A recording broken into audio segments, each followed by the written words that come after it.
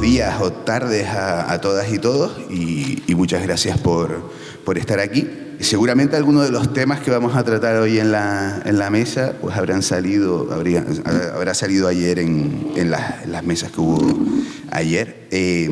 A mí me hubiera gustado estar en ellas, pero no pude por motivos familiares, pero estoy seguro de que las personas intervinientes que hay de aquí pues van a hacer aportaciones muy relevantes. En primer lugar, yo quiero dar las gracias a la Fundación Tamaimos por invitarme a moderar esta mesa hoy sobre las movilizaciones del 20 de abril y el 20 de octubre. El análisis un poco de este movimiento, de las condiciones en las que se ha producido y un poco de la proyección hacia el futuro, ¿no? Para hablar sobre estos temas tenemos por aquí a Elena Espinosa, química y profesora de secundaria y que es miembro también de ATAN, ¿no? Uno de los colectivos. Perdón, dime, a ver, matiza. Bien. No, perfecto, que sobre todo estoy aquí como miembro de ATAN, sí, de la Asociación Tinerfeña de Amigos y Amigas de la Naturaleza, pero va todo bien. Y que es uno de los colectivos pues, que ha estado en las convocatorias de estas manifestaciones. También tenemos a Lautaro Russo, ¿no? que es doctorando en Psicología Social y Política y que es coportavoz de Canarias Pa'lante en Gran Canaria, que es un proceso participativo nacido al calor de la movilización del 20A para recoger propuestas de la ciudadanía canaria para impulsar un cambio de modelo en las islas. Y luego tenemos aquí a Fernando de Ríos, profesor de Derecho Constitucional de la ULL y militante nacionalista de larga trayectoria, ¿no? Y finalmente, pues tenemos al público que después vamos a, los 15, 20 últimos minutos, abriremos la conversación al resto de la gente.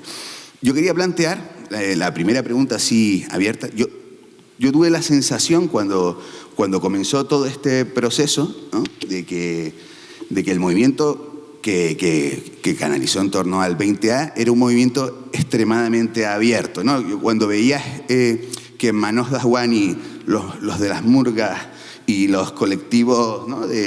tradicionales de movilización ecologista y de defensa del medio ambiente, todos apostaban, gente de perfiles tan distintos, apostaban por este movimiento, me di cuenta de que, de alguna manera, los síntomas del malestar eran muy comunes, ¿no? Me refiero, y muy fáciles de identificar, en el sentido de encontrarte pues, los problemas de movilidad que tenemos, o ir a Naga y ver que está todo colapsado de coches, o el problema de la vivienda, ¿no? del acceso a la vivienda, o el tema de las aguas residuales, eran síntomas muy difíciles, muy fáciles de permitir que la gente se identificara con ellos, ¿no? Y creo que todo eso cristalizó en esa primera movilización, ¿no?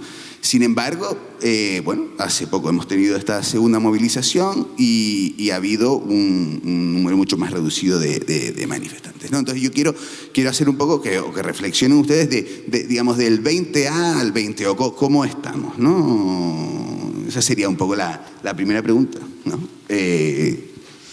Pues no sé, yo creo que habría que empezar a hacer el análisis un poco antes del 20A o con mucha antelación al 20 de abril, porque ahí se encuentra el origen de por qué este hastío y por qué esta necesidad de salir a la calle y de organizarnos y de mover todo este tema, ¿no? Que no solo afecta a los grupos ecologistas que han estado siempre ahí o movimientos sociales muy concretos, sino a la ciudadanía en general. Me cuesta estar aquí como representante del 20A en la tierra, entonces voy a contar un poco mi experiencia como miembro de ATAN, del grupo ecologista, y cómo me fui metiendo en esta historia. Y voy a intentar ser breve porque esto, si no, empiezo yo aquí con las batallitas de turno, ¿no?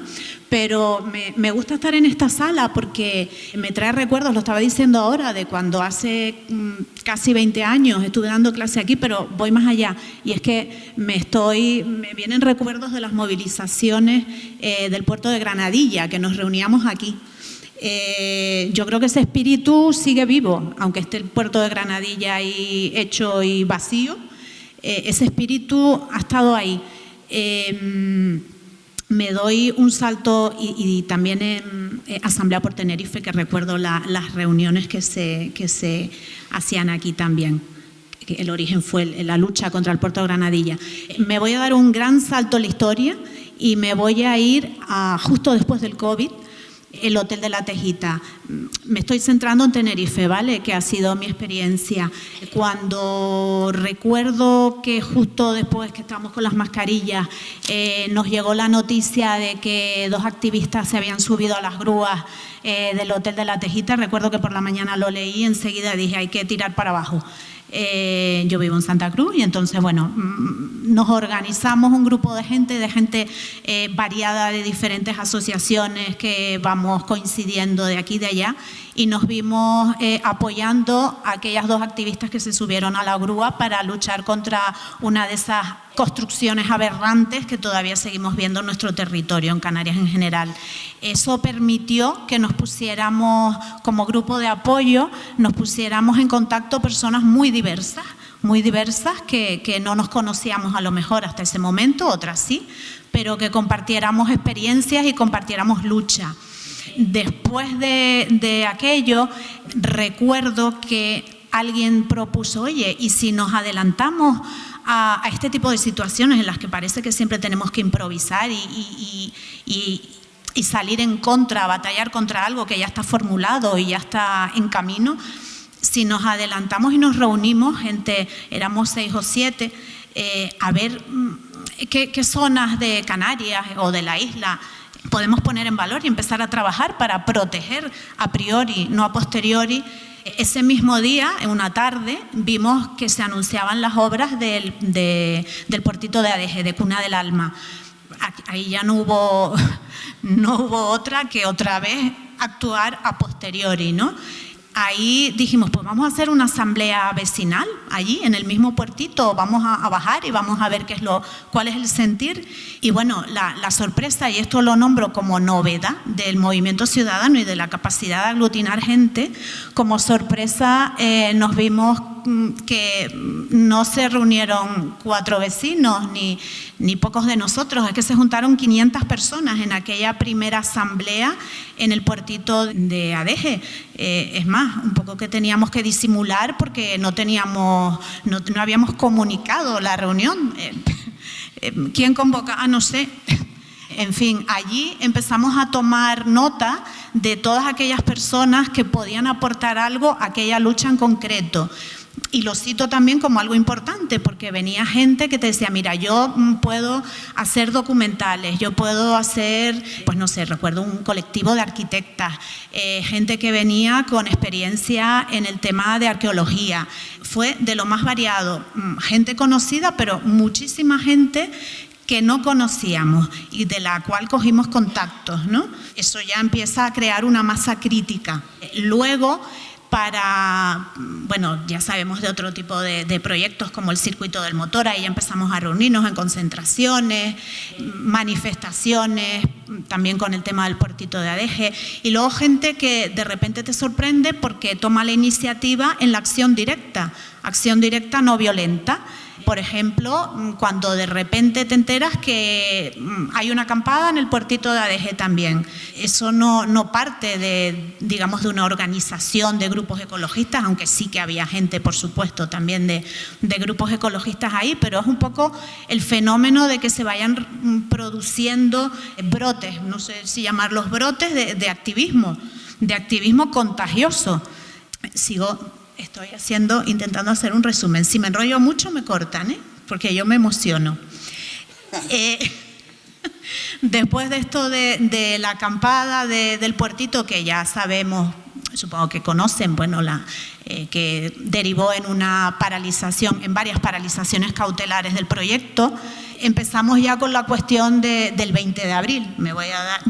Previo a eso, que también me parece un dato importante, en septiembre del 2023, no este que acaba de pasar, sino el anterior, decidimos formar una coordinadora de grupos ecologistas aquí en la isla que aglutinara pues todos esos grupos ecologistas que muchas veces hablamos cuando nos encontramos, pero que necesitábamos tener una base fuerte para compartir información, para hacer un frente común a esos grandes expedientes que muchas veces te llegan a final de agosto o en fin, alegaciones, notas de prensa, de trabajo en equipo. Entonces, eso también lo considero un punto importante que sumó bastante a la organización del 20A, y entonces ya me salto a la organización del 20A. Cuando dijimos hay que salir a la calle porque la gente está muy cabreada y nos dice que hay que hacer algo, y eso era palpable, pues se empieza a organizar un poco este movimiento. Yo quiero destacar la importancia de la militancia, del que está bien que como ciudadanía pues tomemos iniciativas, pero es que al final alguien tiene que organizar las cosas, tiene que pedir un permiso en subdelegación o comunicar algo en subdelegación, una concentración, tiene que poner el sonido, tiene que movilizar a la gente, tiene que movilizar las redes. Eso es necesario desde las asociaciones y es algo que yo quiero reivindicar. Es necesario que nos sumemos y que nos organicemos desde el punto que sea. Ahí es donde empezó, Lautaro, creo que ahí ya hubo comunicación entre islas, ¿no? La necesidad de decir, oye, pero si esto nos afecta a todos y a todas, vamos a ver con quién podemos comunicarnos en Gran Canaria, en La Palma. Aparte que, bueno, en todas estas islas que no estoy nombrando hubo movilizaciones previas. Yo me estoy centrando en Tenerife, ¿no? Pero fue el decir, tenemos que contactar y tenemos que unirnos. Y ahí es donde arrancamos y ya me callo. Sí, sobre todo un poco con la idea esa del paso de la militancia a la ciudadanía no militante, ¿no? Sí, yo creo que la clave va un poco por ahí, sobre todo lo que mencionabas al principio también, ¿no? De cómo se juntan un montón de sensibilidades distintas. Y yo creo que eso fue uno de los grandes aciertos del movimiento del 20A, el hacer un análisis un poco más profundo, ¿no? Y decir, bueno, aquí hay una serie de problemas ecológicos, de vivienda, de movilidad, de energía, de colonialismo, toda esta serie de cosas que estamos hablando desde el 20A, pero que en el fondo hay un eje transversal que vertebra todos esos problemas, que es el modelo económico que vive Canarias. Y claro, al hacer ese análisis permite un poco romper ese insularismo de los grupos activistas, ¿no? Que es lo que tú decías antes, yo soy ecologista, yo soy esto, yo soy lo otro, y decimos, no, al fin y al cabo todos sufrimos el mismo problema subyacente, que es el modelo económico, y entonces vamos a unar fuerzas, vamos a unirnos, vamos a luchar juntos, porque el enemigo es el mismo. Da igual que una vertiente, ¿no?, de ese impacto sea el ecologismo, o la vivienda, o la movilidad, o lo que sea. El problema es el modelo económico que tenemos en Canarias. Y sobre lo que mencionabas también, ¿no?, de el paso del 20A al 20O, ese número de cifras, cómo ha bajado. Yo creo que es normal, yo creo que no se le puede pedir a ningún movimiento que haga movilizaciones masivas, históricas, todos los meses. Yo creo que eso no es realista, y yo creo que el objetivo del 20O tampoco era eso. Yo creo que era poder trasladar ese malestar que sentía la sociedad canaria a uno de los ejes causantes principales de ese malestar, ¿no?, que es la industria del turismo. Decimos, bueno, lo hicimos en Las Palmas, o no, aquí fue en La Laguna, si no me equivoco. No, aquí fue en la zona sur. No, digo el 20A. Ah, perdón, no, en Santa Cruz. En Santa Cruz. Y bueno, se hizo, fue la ciudadanía, demostramos que era masivo, que teníamos el apoyo de la mayor parte de la ciudadanía, pero claro, no hubo una respuesta por parte de las instituciones. Las instituciones se negaron a sentarse a negociar con el movimiento 20A. Entonces dijimos, bueno, pues vamos a trasladar este malestar a otra zona, a una de las zonas que es foco de ese malestar, que es el turismo, y vamos a ver si así, ¿no?, molestamos un poquito más y de verdad se quieren sentar a negociar, que por otro lado, yo creo que es algo que todos nos tenemos que preguntar, ¿no? Cómo en una sociedad, en las últimas elecciones de Canarias, hubo un 43% de abstención.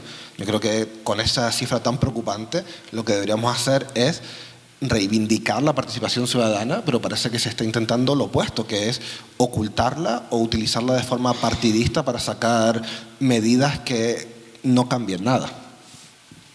Sí, yo desde una visión alejada, no como ellos que estaban dentro, yo creo que el éxito del 20A fueron dobles desde mi punto de vista. Uno, esa transversalidad apolítica, es decir, no está organizada detrás por nadie, o por lo menos eso se transmitió, es una cuestión espontánea. Y dos, que muchos de los ciudadanos nos vimos o nos veíamos afectados directamente por los problemas, que coincido con que tiene que ver mucho con el modelo económico, modelo de desarrollo. Es decir, que todos los que fueron sufren las colas, sufren problemas de vivienda, de empleo, de movilidad. Muchas zonas de la isla casi ya no son ajenas, en los sures prácticamente decimos dónde estamos, y particularmente aquí en Tenerife, el puertito de Adés y tal, son zonas populares que se van a convertir más en eso, y es el rechazo también puntual a que las islas se nos van de la mano, ¿no? Ya no gobernamos, no nos reivindicamos, no nos reconocemos mejor en ese modelo de desarrollo en zonas que eran tradicionalmente populares, como pues se transforman en otra cosa, y yo creo que eso sumó a mucha gente que se fue al 20A y que, bueno, fue masivamente respaldado. Y después, como dice Lautaro, el 20O yo creo que fueron otros objetivos ya distintos. Ya la gente ya no se vio como algo espontáneo, sino que ya dirigido, que es verdad que necesita un interlocutor, que ya está diciendo el gobierno, oye, o negocias conmigo o vamos a ir a raíz y podemos hundir el negocio. Por lo tanto, ya creo que era un planteamiento distinto y la gente también lo vio. Fue gente, pero ya gente, digamos, más en el entorno de los organizadores. Yo creo que también fue un éxito porque hizo pupa. Yo creo que incluso tuvo hasta más repercusión internacional de gente diciendo, no, que vamos a ir turistas, decirle, mira, nos estás causando un problema y queremos por lo menos participar de las soluciones, que no las soluciones vengan de fuera como siempre, muchas veces a espaldas de los intereses de los ciudadanos. Coincido en que el objetivo del 20 de octubre no era hacer una réplica al 20 de abril, 6 meses más tarde, porque como decías tú, es imposible estar sacando a la gente tantas veces, pero el espíritu sigue ahí. La gente, incluso sin saber lo que es el 20 de abril, porque hay gente, yo hace 2 días a alguien le dije, no, voy el domingo no puedo porque tengo que ir a una charla del 20A, y me dijo, ¿qué es el 20A? Y bueno, ya no dije el 20O. Pero es gente que es consciente de los problemas y se queja. O sea que es una cuestión que se habla en la calle, se habla en la guagua. Cuando pensamos que afecta a la población, es que le afecta también al que trabaja del sector servicios y el que vive del turismo. En las excursiones escolares me he visto yo a la gente, al chofer de la guagua quejándose del colapso y de que esto no puede seguir así. En la la manifestación del otro día, del 20 de octubre, en las Américas, aquí en Tenerife, pues también se quejaba otro chofer de la guagua y también se iba entrevistando, porque hubo equipos que fueron entrevistando a turistas y también a gente que trabaja allí, y nos iban animando, gente de hoteles, gente de las tiendas que están por la zona. O sea que realmente el que, digamos, que come directamente del turismo también está sufriendo la gran, vamos a decir, invasión o el gran desborde de este turismo de masas no planificado. O sea que es una cuestión que a todos nos afecta. Cuando vas a las Teresitas y no puedes aparcar y ves un montón de coches de alquiler, dices, ay, pero si esto era una playa urbana, ¿qué está pasando? Entonces eso es algo palpable en tus vecinos, en el descontento generalizado. Yo de todas maneras tengo la sensación de que por ejemplo, el gobierno canario estratégicamente fue bastante hábil, digamos, en ningún momento confrontó con el movimiento, no directamente, al mismo tiempo abre una mesa de expertos o varias mesas de expertos, ¿no? Ha sacado estas propuestas, 51 son, ¿no? Que supuestamente tienen que recibir sugerencias de aquí al 18 de noviembre, ¿no? O sea, en ningún momento jugó a la polarización con el movimiento, como si pudo haber, por ejemplo, a lo mejor en el puerto de Granadilla o en Las Torres, en su época y tal. Mi pregunta es, digamos, en ese contexto, teniendo en cuenta los actores institucionales y todo eso, ¿cuál es la dinámica que se le abre ahora al movimiento? ¿Qué pasos hay que seguir? ¿Qué pasos, cómo se están organizando? ¿Qué quieren? Bueno, digamos que lanzamos el órdago de queremos sentarnos a no a ser meros espectadores del proceso, sino a negociar en una mesa de negociación. Eso ya ocurrió antes del 20 de abril. Yo creo que la respuesta de la administración al principio, antes del 20 de abril, fue un poco, vamos a decir, vamos a ser simpáticos y a lanzar cosas en prensa, propuestas, como para empatizar un poco con el movimiento, para que no se nos echen arriba, pero realmente eran propuestas un poco ridículas, pues del tipo, no sé, no quiero llamarlo ni ecotasa, una entradita cuando vas a Masca, por ejemplo, y eso llamarlo ecotasa, ¿no? Que no para nada es una ecotasa finalista que revierta en la conservación o en recuperar espacios, ¿no? Que es lo que pedimos. Hubo una especie de intento de guiño de, ay, no, pero si estamos de acuerdo. Eso fue con el 20 de abril. Ahora, con el 20 de octubre, yo sí que noté que o había silencio absoluto por parte del gobierno y de la administración en general, o se trató de criminalizar el tema. Desde luego que cuando dijimos que íbamos a salir en zona turística, que ya lo anunciamos antes del verano, turismofobia, están en contra del desarrollo, bueno, lo de siempre, no me voy a alargar, pero ahí sí que vi un cambio de estrategia. En cuanto a nuestras propuestas, se inició el proceso de Canarias Pa'lante. Se ofreció como un proceso participativo para sentarnos con la administración y hacer una serie de propuestas de todo tipo: educación, vivienda, medio ambiente, en fin, vertidos, residuos, todo esto, energía. Y eso fue previo a la comunicación del Gobierno de Canarias, que iba a tener esa mesa de expertos, de 100 expertos, y que han sacado 51 medidas. Ahora, eso fue previo. Y les invitamos a sentarse con nosotros mucho antes de que sacaran ahora, recientemente, hace un par de semanas, las 51 medidas. O sea que esto fue como una especie de imitación de lo que nosotros habíamos propuesto. Realmente, cuando vemos las 50 y pico medidas, en ningún momento, 51, para ser concreta, en ningún momento se habla de decrecimiento, en ningún momento. Si quieren entramos a analizarlas un poquito por encima, pero vamos, que no se han hecho eco en absoluto. Es más, van un poco bastante en contra de lo que estamos proponiendo. Yo creo que hay un par de hechos claves también para esa primera reacción que tú mencionas. Por un lado, las elecciones estaban cerca, con lo cual, ¿no? Las europeas. Las europeas, sí. Ahí había algo en juego. Por otro lado, era una situación novedosa en lo que ellos no sabían muy bien cómo reaccionar. A lo mejor era algo que aparece un poco de la nada, o al menos para el público general aparece de la nada, y es algo nuevo que ellos no saben muy bien en dónde situar. Por otro lado, bueno, yo creo que la reacción de ellos fue decir, no se preocupen, nosotros nos encargamos, sacamos esta mesa de propuestas, pero aquí lo podrá decir mejor el compañero que es experto, que las medidas va a depender de cómo estén tipificadas, ¿no? Porque una cotasa, una moratoria, esto, lo otro, son un poco significantes, licuados o vacíos, como quieras verlo, ¿no? Pero hasta que no se tipifica, hasta que no se ve de verdad cómo se va a ejercer, puede significar cosas muy, muy distintas. Y vimos algunos intentos, ¿no? Decir, bueno, entonces ahora ¿qué? ¿Le cobramos la entrada a los canarios a sus recursos naturales? Yo creo que se ha jugado mucho con eso. Y yo lo que creo es que, a ver, todo esto va mucho más allá de medidas concretas, ¿no? Eso es una parte importante, por supuesto, pero yo creo que todo este movimiento también va de definir quiénes somos y quiénes queremos ser, ¿no? Aquí se está hablando mucho de la identidad canaria y esto va mucho también por ahí, decir, bueno, ya no solo qué modelo, sino quién queremos ser como pueblo y como nación y hacia dónde queremos ir. Creo que va mucho por ahí. Y lo que comentaba la compañera, en Canarias Pa'lante pudimos recibir más de 1.200 propuestas que estamos ahora sintetizando o que están sintetizando 40 expertos.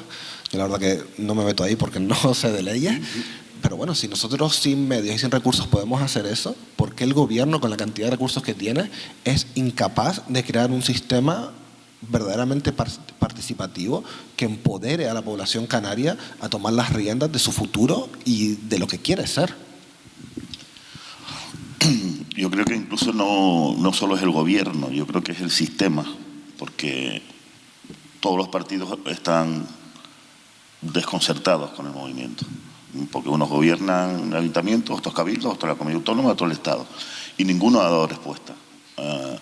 Incluso el Estado echando balones, ¿no? Cosas como el autónoma, cuando podía poner ecotasas o podía poner límites al crecimiento o las viviendas vacacionales o montones.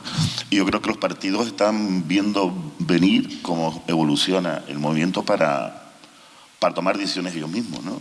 Y si este movimiento acaba convirtiéndose o no en un movimiento político que puede descolocar, ¿no?, a otras formaciones políticas, o se queda como movimiento social que influye en los partidos, de tal manera que sean los partidos los que tengan que poner las cartas sobre la mesa y adoptar medidas concretas. Es verdad que algunos ya no lo han hecho, pero yo creo que también el rebufo del movimiento, ¿no? Pero yo creo que cuando vayan al poder, porque ya lo tuvieron, al final no se van a atrever porque hay muchos intereses en juego, ¿no? La patronal turística, de luego, pero también la energética, etcétera, etcétera. Obviamente yo no sé lo que va a pasar, pero lo que sí me gustaría sería que fuésemos capaces, como decía, como pueblo, como sociedad organizada, fuésemos capaces de influir de tal manera y tan decididamente para que los partidos no le quedase más remedio que adoptar, sino todas, porque no creo que sea posible, ni de entrada la mayoría de las medidas que en el fondo, coincido, es un cambio de modelo. Hay que por lo menos parar, ya veremos si de crecer, pero podemos parar, no podemos darle marcha atrás a un vehículo que está, pero por lo menos parar. Y para eso vamos a tener que hacer mucho esfuerzo, mucha fuerza, porque lo que tenemos enfrente son poderosos. Y por tanto tenemos que ponernos a la misma altura, por lo menos, o por lo menos que vean peligrar sus intereses para que puedan reorientar el modelo. Sí, mira, puntualizar que esta semana han extendido la invitación para formar grupos de trabajo, bueno, hablo de estas 51 medidas del Gobierno de Canarias, han extendido la invitación a la universidad para formar grupos de expertos. Yo que tuve a bien leerme, aunque, bueno, me costó bastante las 51 medidas. Como decía antes, para nada reflejan el sentir y las demandas, las 4 consignas que son básicas del movimiento del 20 de abril y del 20 de octubre. Por ejemplo, una de las medidas hace hincapié en seguir de instalar centrales de hidrobombeo a modo de la de Chira Soria en espacios varios de las islas. O sea, eso es uno de los objetivos que plantean. Y tú dices, pero bueno, ¿y cómo? ¿Y no han oído hablar de soberanía energética, de aprovechar espacios antropizados, tejados, en fin? De eso estuvo hablando ayer aquí en el foro el compañero de Energía Bonita de La Palma, por ejemplo. Propuestas como facilitar los trámites para poder construir vivienda. Claro, yo también le estuve echando un vistazo y la sensación que tuve es que las medidas no responden a la urgencia de las necesidades sociales que hay ahora, por ejemplo, en el tema de la vivienda, ¿no? Claro, estamos fiándolo a la construcción cuando a lo mejor hay que plantearse, pues no sé, lo del tema de las moratorias en el alquiler vacacional, o no sé qué tipo de medidas, que ya se lo tienen que decidir ustedes las propuestas, pero vamos, que veo que son medidas que a lo mejor si se hubieran planteado hace 15 años algunas, hace 10 años algunas, podrían haber servido para determinadas cuestiones que ahora son urgentes. Y esto lo relaciono con una cuestión, y es el tema de la concreción de medidas o u ofrecer muchas medidas, ¿no? Como movimiento. Porque, claro, yo tengo la duda, si tú ofreces 5 medidas que consideras urgentes, necesarias, pues una moratoria al alquiler vacacional o a las obras turísticas, o digamos, para que tengan un impacto inmediato, o, claro, y después está, claro, si ofreces 1000 medidas, pues se puede diluir un poco los objetivos. Y antes hablaba con Pablo Ródenas en la cabeza tenía la cuestión del proceso de la Constitución chilena, ¿no? Que ha sido un fracaso absoluto. Ha habido mucha participación, pero al final resultó que los 2 proyectos de proceso de Constitución que se llevaron a referéndum se rechazaron los 2, ¿no? O sea, me refiero de si podemos caer en burbujas de sectores, de organizaciones políticas o sociales o de reivindicaciones sociales y no terminar, digamos, apelando al conjunto de la ciudadanía a lo mejor con medidas más concretas, más determinantes, más inmediatas, se pueden, digamos, apelar a un mayor número de personas. Yo creo... Bueno, perdón.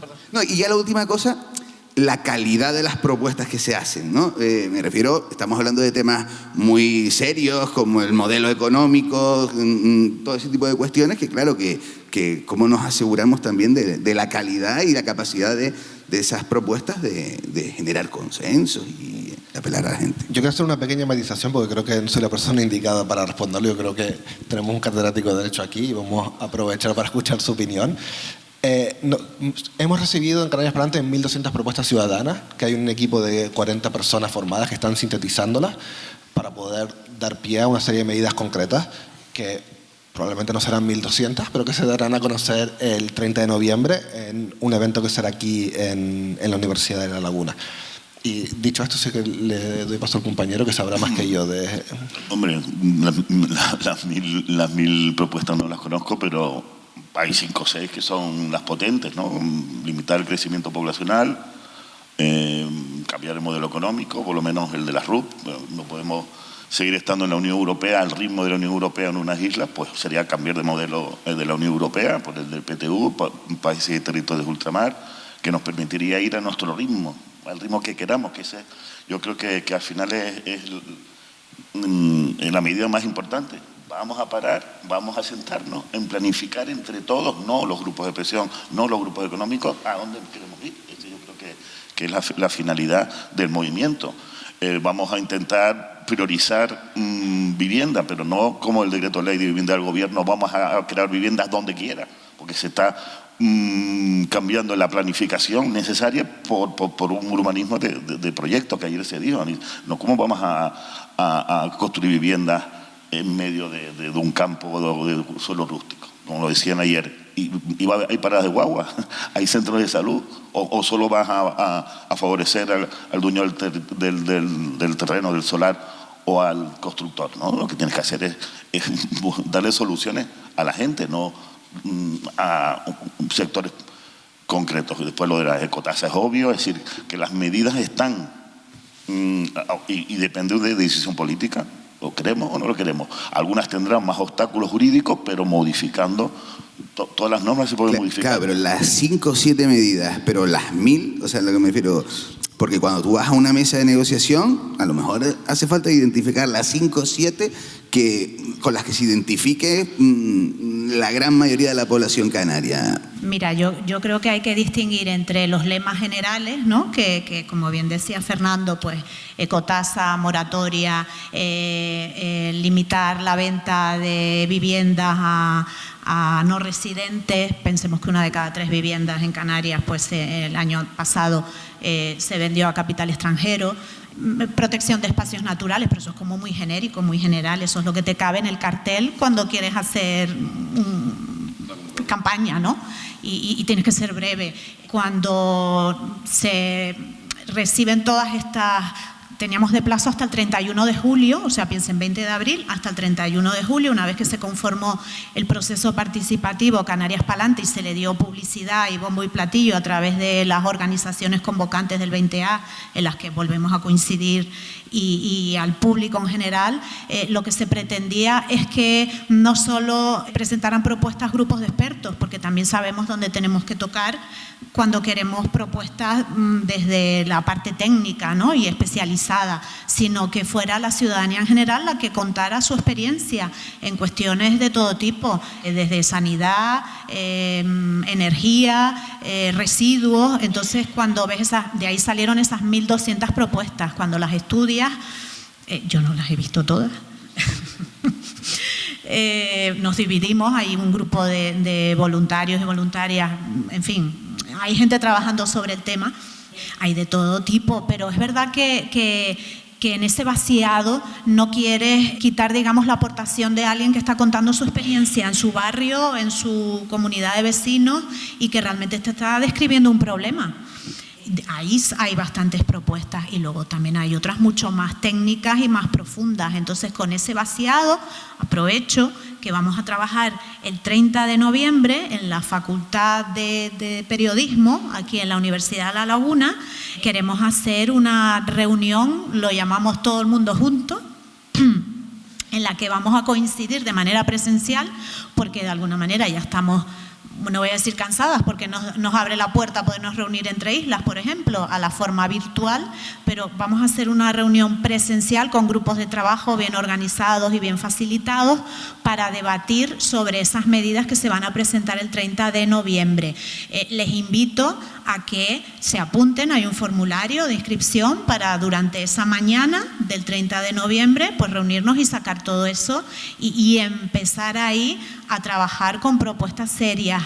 Visto lo visto, con las 51 propuestas que leí del Gobierno de Canarias, estas han sido gratis y tienen mucha mayor profundidad, calado y seriedad. Así que les invito a participar del proceso en el que hay muchas agrupaciones y mucha gente a nivel individual que ha aportado cosas. Y yo creo que también, más allá de eso, como en todo, ¿no?, programa que busca un cambio político, en una serie de propuestas que busca un cambio político, siempre va a haber un poco las medidas estrellas, como quien dice, y las medidas que son un poco complementarias para terminar de, ¿no?, crear el contexto adecuado. Entonces, bueno, en cualquier programa político tú ves hay una cantidad de propuestas bastante grande. Después hay 2 o 3 que son las propuestas estrellas, que es la que se le busca dar la mayor visibilidad porque es la que se cree que va a tener el mayor impacto. Y una cuestión, el tema de la estrategia de comunicación, ¿no?, que les hablaba, bueno, se los planteaba el otro día por el chat de grupo. No sé, el otro día estaba escuchando el viernes la tertulia de Radio Club, que hacía tiempo que no la escuchaba, ¿verdad? Y me sorprendió porque varios periodistas hablaban en clave de cómo el modelo estaba medio agotado, de los problemas ambientales que teníamos, y pensé, pues si en Radio Club están hablando en estos términos, debe ser que se está convirtiendo en algo cada vez más del sentido común, ¿no? No sé, pero es verdad que vivimos en un ecosistema, ¿no? Y las elecciones estadounidenses un poco lo han reflejado, ¿no? Que el tipo de comunicación que se produce no es la que se producía antes, ¿no? Con unos grandes medios que son los donde hay que llegar, sino hay otras formas de comunicar. O sea, ¿cómo están planteando ustedes las llegadas, los mensajes? ¿Se están elaborando contenidos o se pretenden elaborar contenidos a través de podcasts, de formas de comunicación más independientes? ¿Lo hacen? ¿Lo tienen pensado hacer? ¿La recepción de la gente a los contenidos que están elaborando? No sé, un poco como... ¿Qué piensan en esos términos para llegar? Yo creo que ese fue otro de los grandes aciertos del movimiento. Yo creo que cuando tú ves los materiales de difusión que se crean desde el 20A, hay un claro valor estético, ¿no? Hay una diferencia clara con previos intentos de activismo social donde parecía todo un poquillo, ¿no?, más cutrillo, más do it yourself. Ahora se ve una profesionalización en ese lado y yo creo que eso es vital, profesionalizar la comunicación, porque ¿no?, vivimos en la sociedad que vivimos, la sociedad de aquí de Boa, la sociedad del espectáculo, y al fin y al cabo los movimientos, incluso las ideologías o las formas de pensar, se convierten en marcas a consumir, en productos a consumir, y hoy en día hace falta un diseño claro, profesional, que de verdad te ayude a no quedarte en desventaja contra la infinita cantidad de contenidos que se producen en redes sociales. Yo creo que eso fue un gran acierto. Yo creo que eso le ha dado seriedad al movimiento, le ha dado seriedad. Pero yo creo que el descontento que hablamos antes es tan evidente que la gente tiene interiorizado la necesidad del cambio. Por eso ya en todos los niveles se verbaliza que tenemos un problema y que hay que buscar solución. Y lo bueno de la estrategia de comunicación es que eso le ha dado visibilidad al movimiento y le ha dado seriedad. De aquí estamos mucha gente muy seria y con medidas potentes, como decía, muy trabajadas, y por tanto esperamos que el gobierno se siente cuanto antes para tomarlo. Decían eso, de que se sienten para empezar a negociar y empezar a tomar decisiones, ¿no? Yo estoy alucinando, porque... y me pongo en uno de los momentos históricos que nombré antes, cuando dijimos vamos a hacer una reunión con lo del tema del puertito de ADG. Ahí descubrí que yo ya estaba fuera de onda. De hecho, ahí me abrí una cuenta en Instagram, porque el poder de las redes sociales te puedes puentear a los medios de comunicación, que ya sabemos que muchos medios de comunicación pues son, empresas al servicio del lobby turístico construcción, en fin. Pero las redes sociales, ya lo vamos viendo desde hace tiempo, tienen el poder de convocatoria alucinante. Ya no necesitamos subirnos a los puentes como hacíamos con lo del puerto de Granadilla y descolgar una pancarta. Tiene mucha mayor difusión el poner un reel en Instagram, en Facebook o donde sea. Ahí ya se empezó a destapar en diferentes movilizaciones que hemos hecho, que vamos, eso, el poder de convocatoria. Y luego sacar contenido de rigor que difunde. Ahí entra la parte de divulgación, la parte de educar, de mostrar, en la que todos nos beneficiamos, porque hay temas de los que probablemente no tendríamos ni idea. Hablo de urbanismo, hablo de conservación de espacios naturales, hablo del tema de los incendios, por ejemplo. No sé, yo creo que si realmente estamos pendientes de las publicaciones de diferentes asociaciones, podemos aprender mucho. Y luego está el contacto con el exterior, porque con el 20 de abril... tiempo antes, semanas previas a la gran manifestación del 20 de abril, nos estaban llamando desde, no sé, radios, televisiones, desde Australia. O sea, esto ha sido alucinante. Oye, ¿quién atiende a la BBC? ¿Quién atiende al New York Times? Y de repente te ves un artículo ahí y dices, ¿y esto? ¿Cómo hemos llegado hasta ahí? ¿No? En fin, me parece muy, muy ilusionante. Y en cuanto a nosotros como estrategia, a la hora de comunicar, sí es verdad que, bueno, esto tampoco estoy desvelando un gran misterio, pero sí que teníamos publicaciones que, como bien dice Lautaro, pues han sido cuidando bastante la parte estética y comunicativa.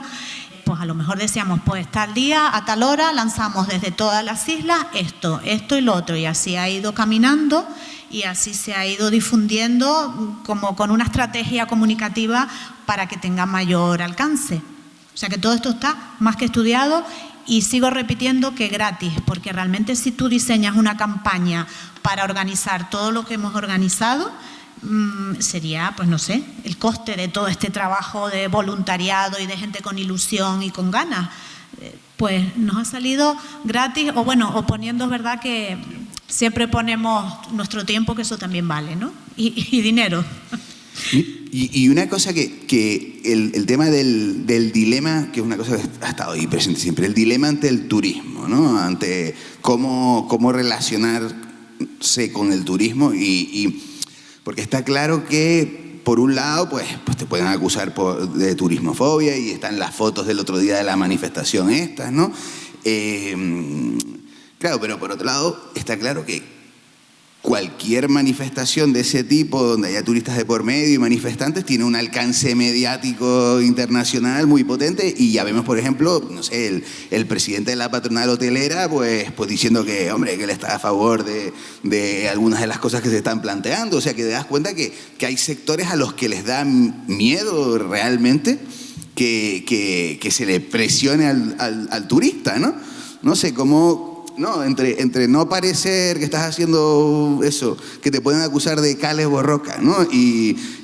Pero al mismo tiempo aprovechar las posibilidades de presión que supone determinados contextos de manifestación. No sé, ¿cómo se ponderan todas esas cuestiones? Yo sinceramente creo que hay que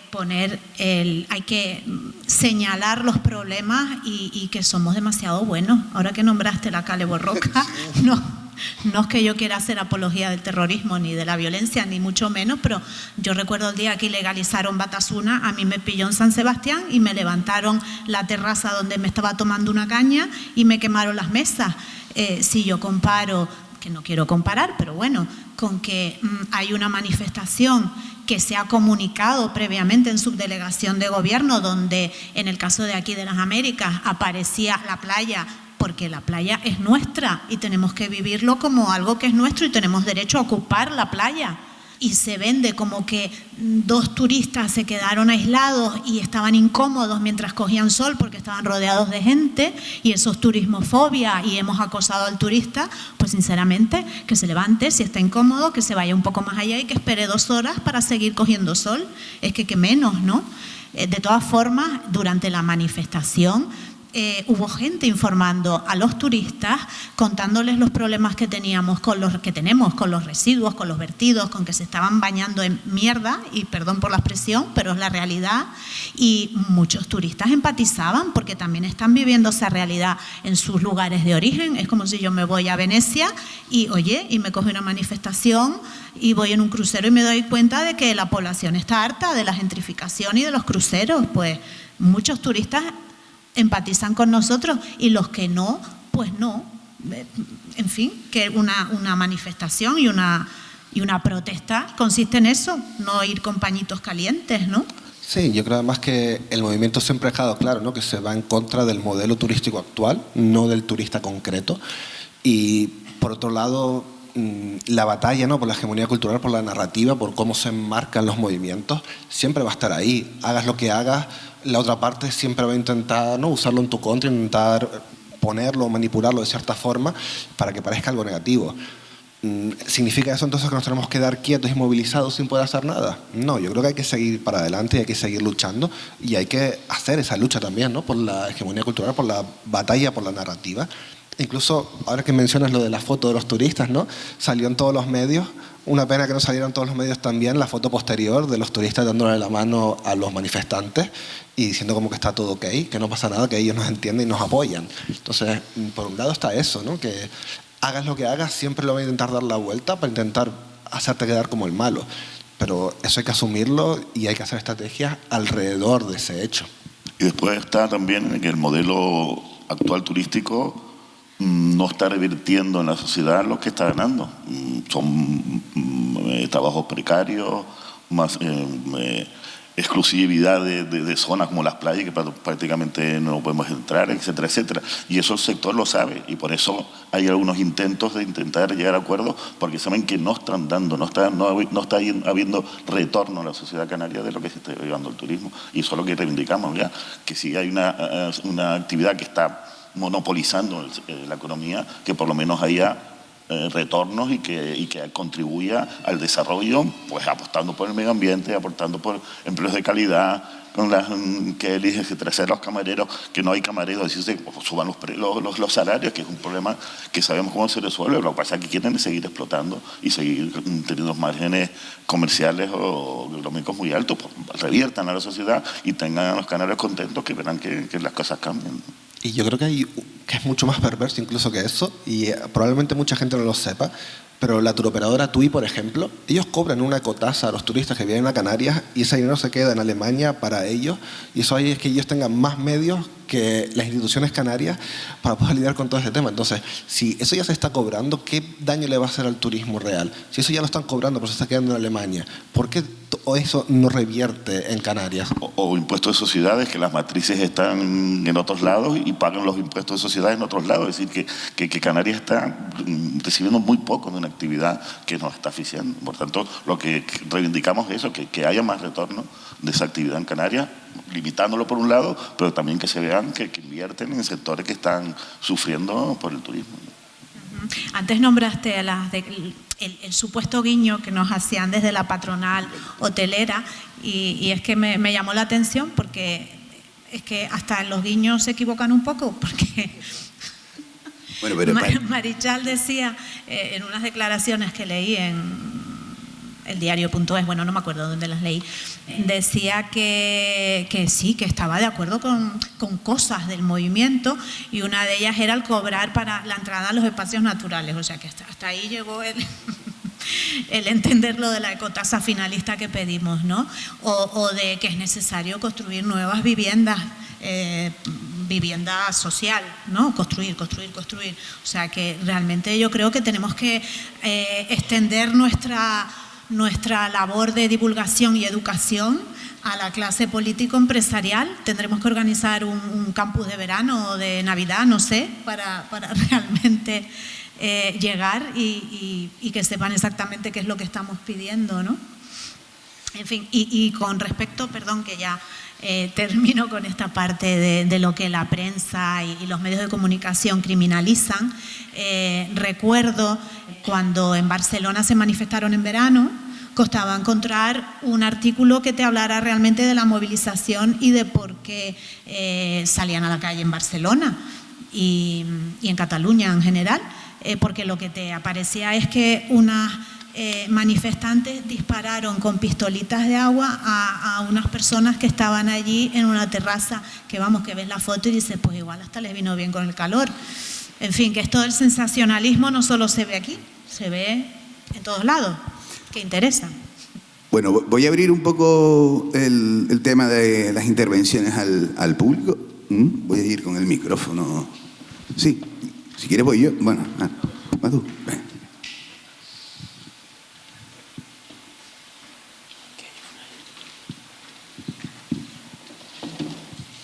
Bueno, yo quería hacer una reflexión y no sé si se puede entender como pregunta, ¿no?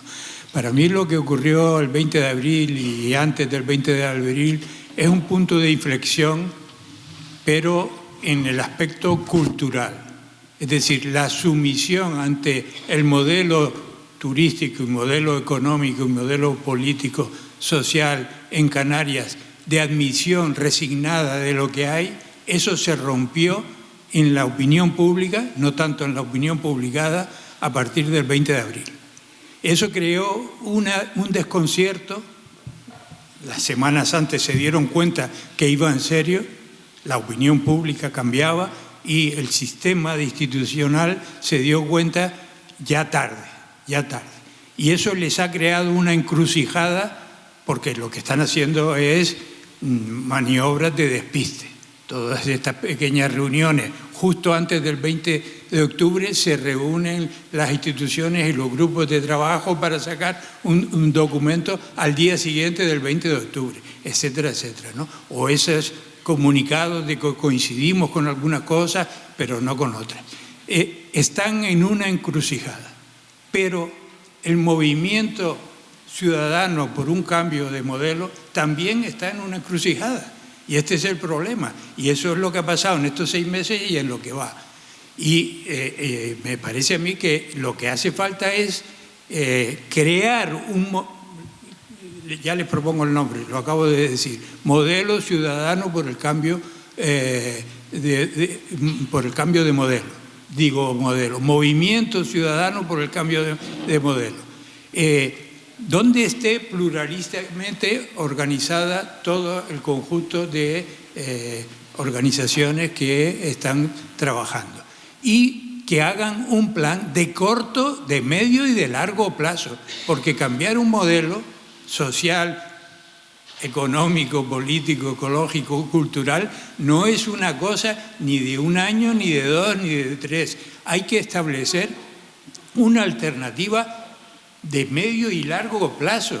Es decir, decimos, este modelo turístico no nos sirve, no es turismofobia, pero ¿qué es? ¿Qué queremos? Es que hay que hablar de los restantes sectores de la economía, hay que tener un modelo de Canarias, hay que anticipar una idea de Canarias alternativa y empezar a desarrollarla ladrillo a ladrillo en el corto plazo.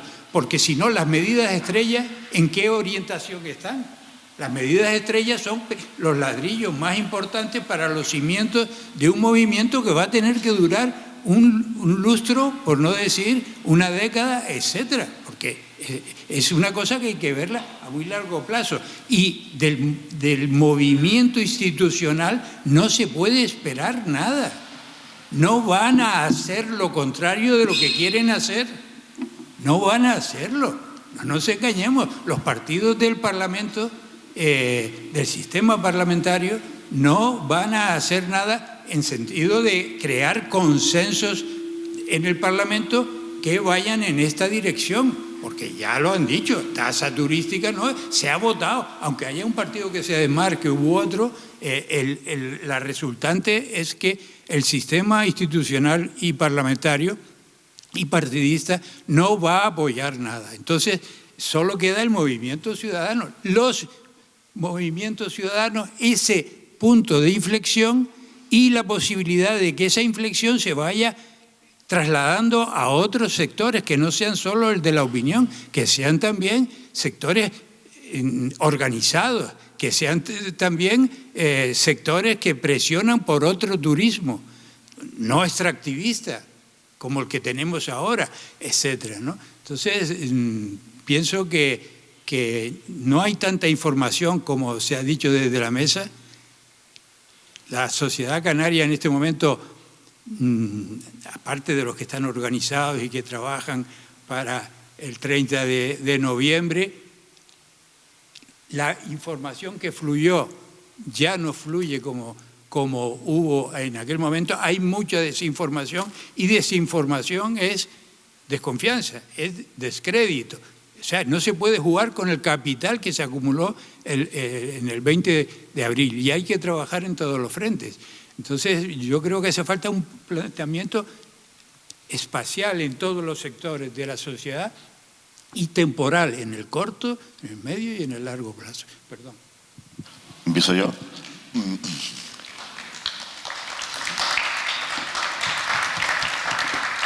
Yo coincido con Pablo, pero precisamente yo creo que esa es la dificultad. Está en una encrucijada, y lo decía antes.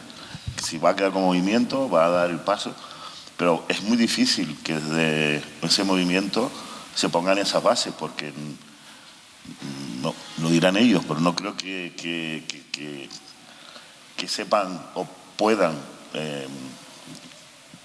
exteriorizar ese modelo, más que trazos gordos. Una Canaria es que soberana,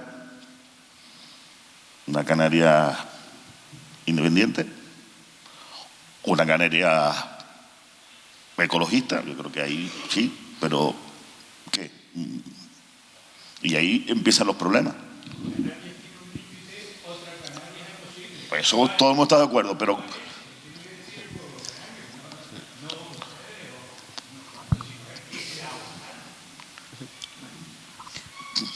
yo creo que, como mencionábamos antes, esto va más allá, ¿no?, del modelo económico, y es una lucha por decidir quién queremos ser y hacia dónde queremos ir.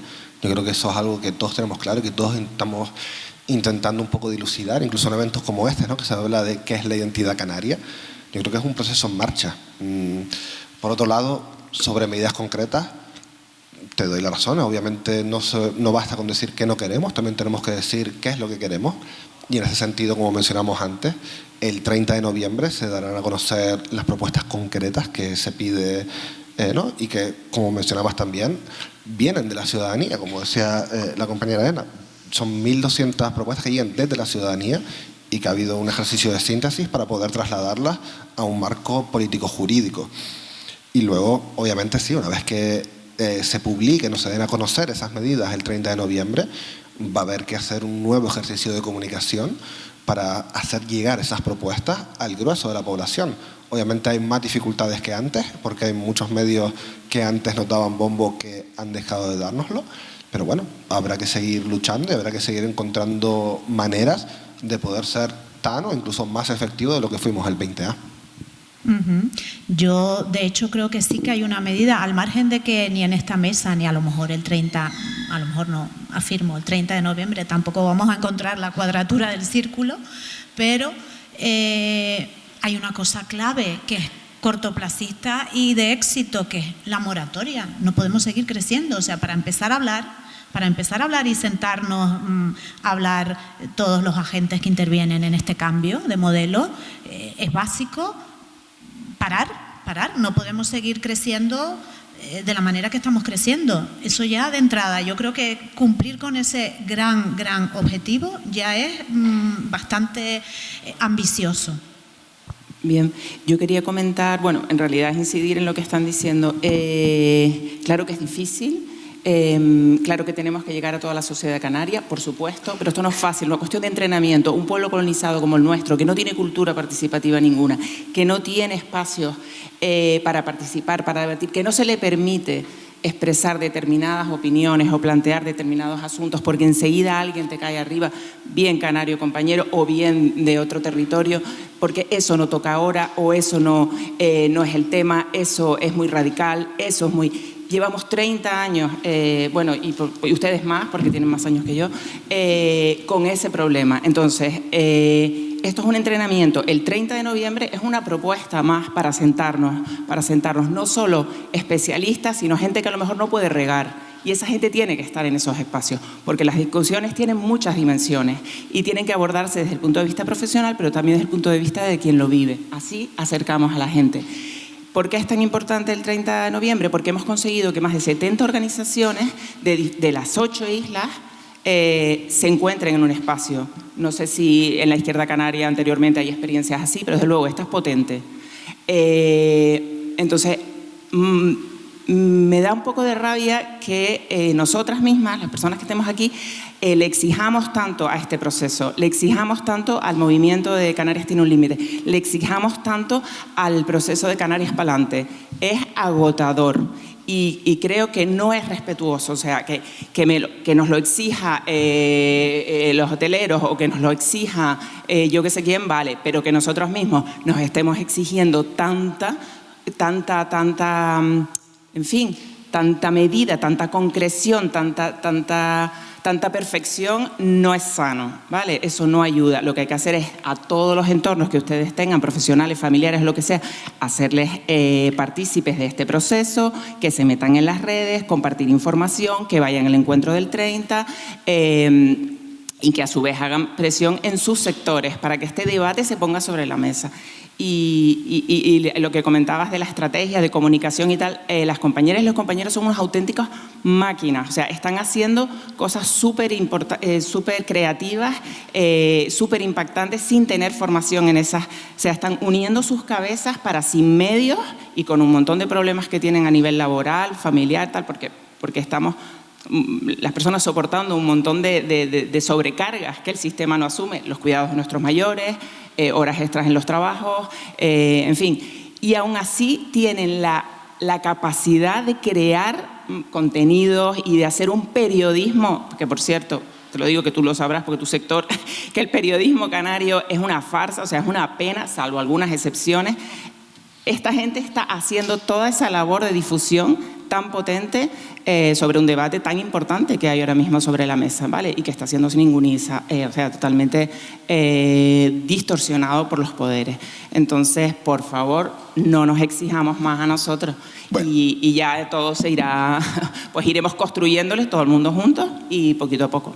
Sí, vale, gracias. De todas maneras, voy a contestar yo porque vamos, creo que soy el más interpelado en eso. No, bueno, primero hay una diferencia en mi papel entre moderar y hacer de periodista, que en el fondo, digamos, es hacer a la gente las preguntas más o menos, ¿no?, incómodas o bueno, exigentes, ¿no? Y el papel más militante que tienen otros de defender su postura. O sea, que creo que eso más o menos está claro. Y lo otro claro, hay un hecho que es real, ¿no? Que el 20 de abril pues salió un montón de gente y se vieron interpelados sectores muy diversos y que el otro día salieron menos, quizá por explicaciones como las que se han dado aquí, pero no por una cuestión de fustigarse, sino por analizar qué procesos se están produciendo y bueno, y por sí, tú dices, es verdad que lo que dices, ¿no?, que tenemos todos unas vidas muy complicadas e intentamos o intentan muchos hacer y muchas mucho más allá de lo posible, pero bueno, pero yo creo que siempre está bien un poco esa especie de autoexigencia protestante, ¿no?, algo así, pero bueno, vale. Una cosilla nada más para terminar de contar lo que tú dijiste, que me parece genial. Yo creo que lo que estamos intentando es tan importante, tan necesario y tan urgente que es normal esperar esa responsabilidad y esa presión, porque es que de verdad necesitamos este cambio y es algo que necesitamos cuanto antes. Y que hay tantas experiencias, o sea, es que hay tantas experiencias que se han caído por el camino que a lo mejor también por eso... bueno, pues la gente tiene expectativas, ¿no? O miedo a que se caigan, ¿no? Bueno, eso. No. Sí. Sí, yo confío plenamente en el cambio porque yo noto un cambio en mí y empiezo mirándome el ombligo y digo, oye, yo he aprendido un montón de cosas. Yo, por ejemplo, no sabía cuál era la situación, antes nombré la Isla del Hierro, mi madre es del Hierro, voy todos los años y yo desconocía hasta días previos al 20 de abril cuál era la situación en la Isla del Hierro, porque yo tenía una imagen de, bueno, un sitio tranquilo que todavía no está afectado por la turistificación y gracias a esos contactos que hace uno entre islas, pues te das cuenta que están asfixiados, que la gente que vaya a trabajar no encuentra un alquiler porque todo está destinado a alquiler vacacional, zonas de cultivo de secano donde ya empiezan a prosperar piscinas y se cargan los cercados de piedra que llevan ahí más de 100 años, en fin. Quiero decir que hay una parte de conocimiento de la realidad que tenemos que es importante. Yo creo que muchos y muchas ya hemos estado en contacto y no solo gente de asociaciones, sino en general. Eso, por un lado, el conocimiento es un paso importante. Luego que veo que hemos transmitido nuestra energía a otras comunidades y a otros territorios. Y también he tenido la oportunidad de conocer cómo, porque hasta este momento no tenía ni idea, cómo esto también afecta y ellos nos ven como un referente. Hablo de otros territorios en el Estado, ¿no? Español, incluso hay reuniones, no sé si lo conocen, pero desde el 2017, que yo por esas fechas no tenía ni idea, se reúnen los territorios afectados por la turistificación del sur de Europa. Es la red SET. Ahí se debaten estas cosas. El 27 de septiembre de este año, diferentes territorios decidimos alzar la voz y hacer un acto común, porque es el Día Internacional del Turismo, Día Mundial del Turismo, y salió un comunicado desde cada sitio. Ahora mismo tenemos reuniones con resto de comunidades de España.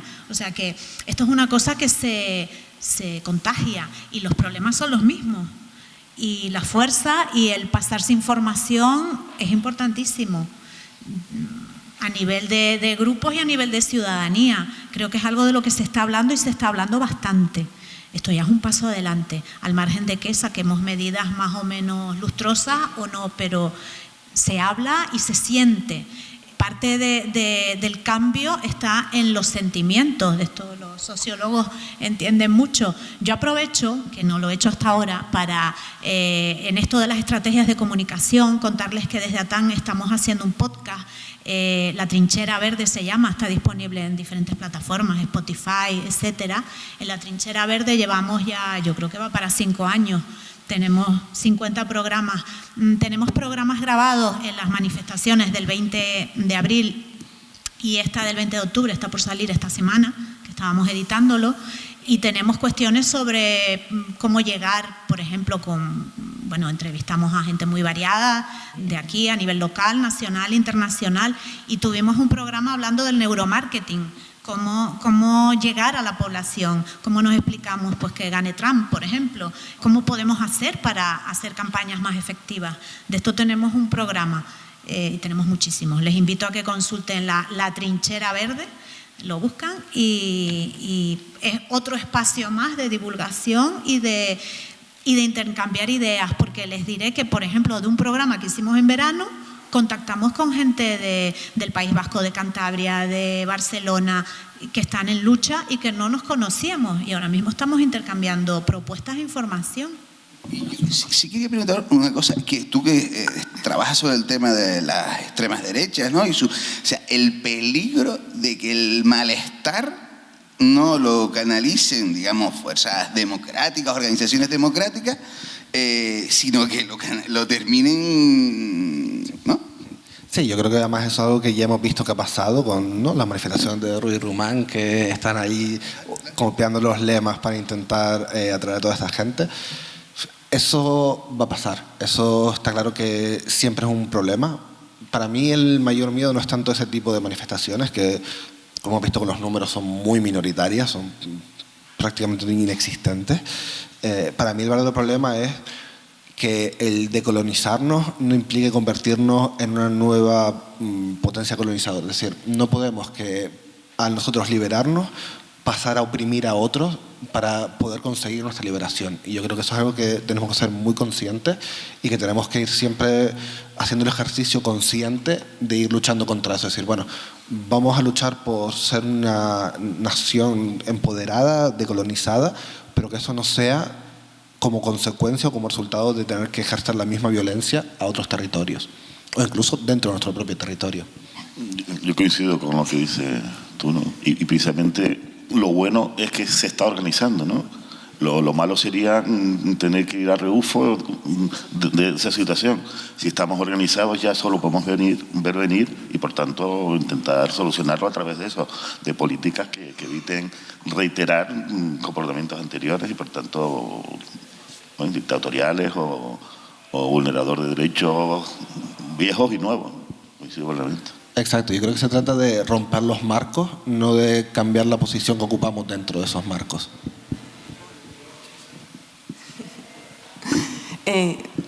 Quería hacer una puntualización desde el respeto, ¿vale? Y desde también la valoración y el reconocimiento de todo el trabajo que han hecho y que seguimos haciendo, ¿vale? Porque me siento parte también de este movimiento.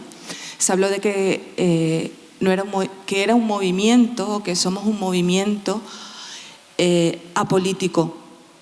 Pues no, somos un movimiento, y corríjanme si no es así, apartidista, pero no apolítico, porque esto es hacer política, somos parte de la polis, y si no que me corrija el profesor don Pablo Ródena, porque y bueno, lo que hemos hablado voy a ser breve de verdad.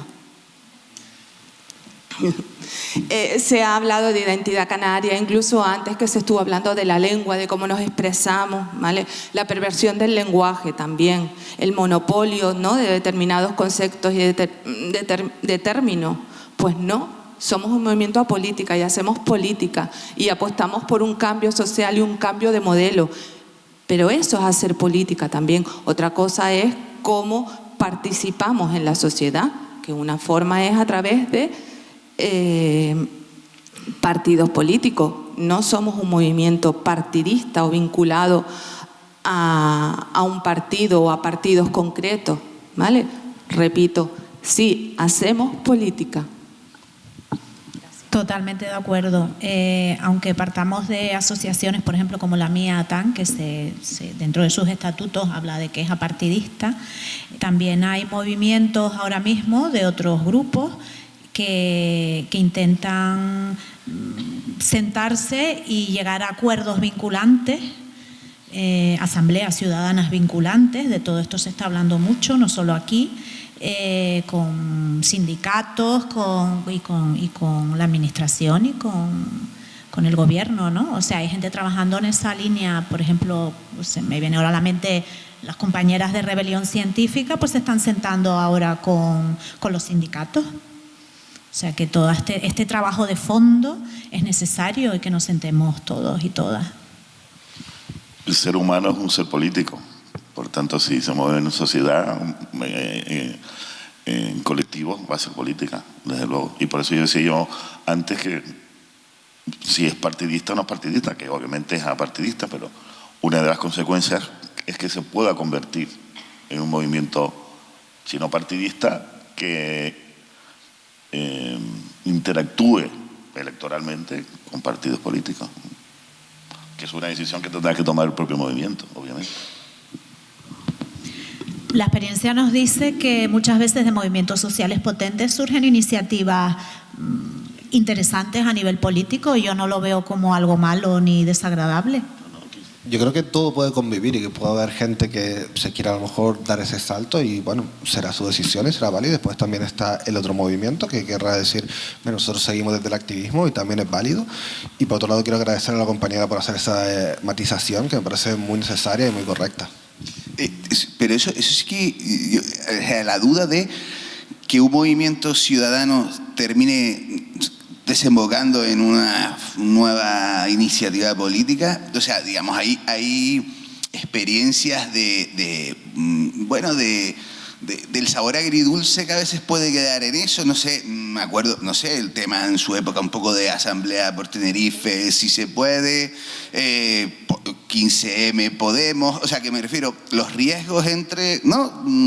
Ahí hay riesgos también, y también hay riesgos de que termine siendo un movimiento vinculado exclusivamente a la izquierda, o sea, la nueva iniciativa con nuevo nombre de la izquierda y la capacidad de apelar a mayorías sea menor, ¿no? A ver, sí, yo creo que ese riesgo existe, está ahí.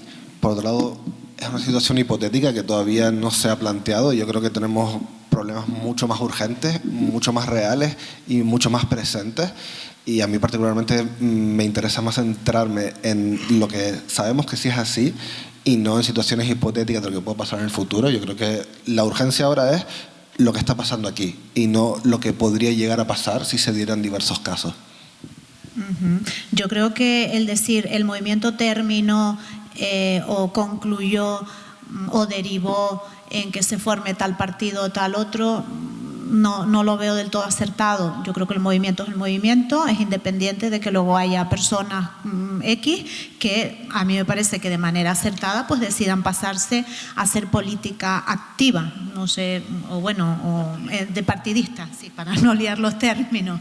De todas formas, es verdad que a veces se nos dice, pues preséntense a las elecciones. ¿Por qué quieren cambiar las cosas? Pues venga, ustedes son una minoría, preséntense a las elecciones. A lo cual yo les respondo, no, porque estamos en una posición que la democracia y una democracia saludable y participativa pues ya te dota de herramientas de participación ciudadana y yo ahora mismo estoy del lado de esa participación ciudadana con sus herramientas, que no debe ser menospreciado ni solamente se nos debe consultar cada 4 años para ir a las urnas y punto, ¿no? O sea que todo es necesario, la militancia en un partido, los que consideren que deben trabajar desde ahí, que además entiendo que debe ser un trabajo digno, bien pagado y bien considerado, a pesar de que siempre digamos que los políticos son todos iguales, etcétera, etcétera. Tampoco creo que eso nos lleve a ningún sitio. Y bueno, y los que estamos en el lado de la participación ciudadana, que es, vamos, imprescindible. Y también yo creo que viene muy a luz la reflexión de la compañera que hizo antes. El cambio de modelo también puede implicar el cambio de lo que significa hacer política, ¿no? Porque hacer política tiene que ser desde un partido y ya está. Porque no podemos ampliar esa definición y dar cobijo a otra serie de formas de entender y de vivir la política. Porque al poder le fastidia que haya movimientos así. Al poder lo que le interesa es que seamos muy pasivos y solo votemos 4 años para legitimar su modelo. Pero precisamente una democracia madura es donde los ciudadanos se manifiesten de muchas maneras. Y España no tiene mucha cultura, y Canarias, pues dentro de ese contexto tampoco, ¿no? De hecho, en la Constitución están previstos los referéndums de manera muy limitada y se han hecho en democracia 3 en estos 40 y casi 50 años. O sea que eso demuestra que al poder no le interesa que los ciudadanos participen activamente y tomen sus propias decisiones a través de los distintos mecanismos, entre ellos estos movimientos sociales, desde luego. Gracias. Yo quería plantear una cosa que echo de menos y me parece que no ha salido todavía en el debate y aún así es importante o ha salido quizá de manera indirecta. Y es que cuando hablamos de cambiar el modelo de subdesarrollo, porque yo creo que eso es lo que tenemos, un modelo de subdesarrollo, tenemos que hablar del cambio climático.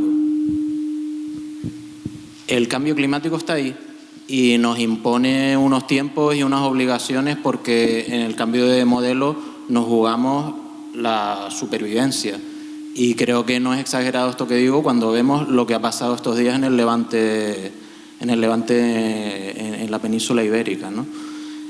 Con las temperaturas extremas que hay en los océanos, la posibilidad de tormentas violentas, también en Canarias, aumenta exponencialmente. Y sabemos por los modelos que en un futuro, no sé si corto, pero a medio plazo, van a ocurrir y van a llegar tempestades de estas destructivas a Canarias. Y sin embargo estamos total y absolutamente sin preparar y es que no somos ni siquiera conscientes de eso que se nos viene y que nos impone unos ritmos en el cambio, que tiene que ser mucho más rápido, porque es que si no, el desastre va a ser total y va a haber incluso probablemente pérdida de vida.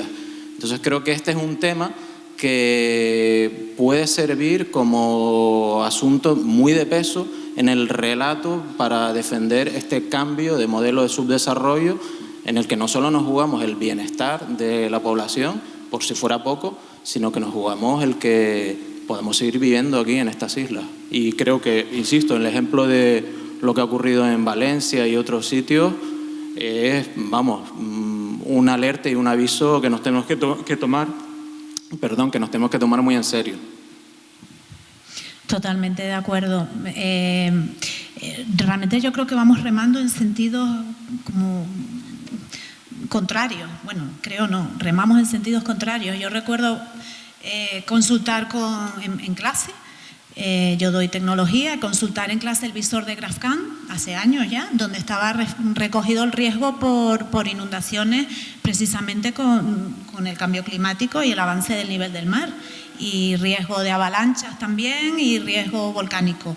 Y en una de las medidas que estaba leyéndome ayer de estas 51 medidas famosas del Gobierno de Canarias, hablaba de que todos los municipios dispongan de un visor para volcar ahí los datos como un sistema de información geográfico, y yo me dije, pues esto llevo yo trabajándolo hace años ya. En fin, entiendo que hay cosas que se valoran y se planifica y que ya existen y deberíamos incidir mucho más en ello, y por otro lado pues seguimos construyendo aquí en el deslinde marítimo terrestre, como en el Hotel de la Tejita. En fin. Bueno, ¿alguna persona, una otra intervención? ¿No?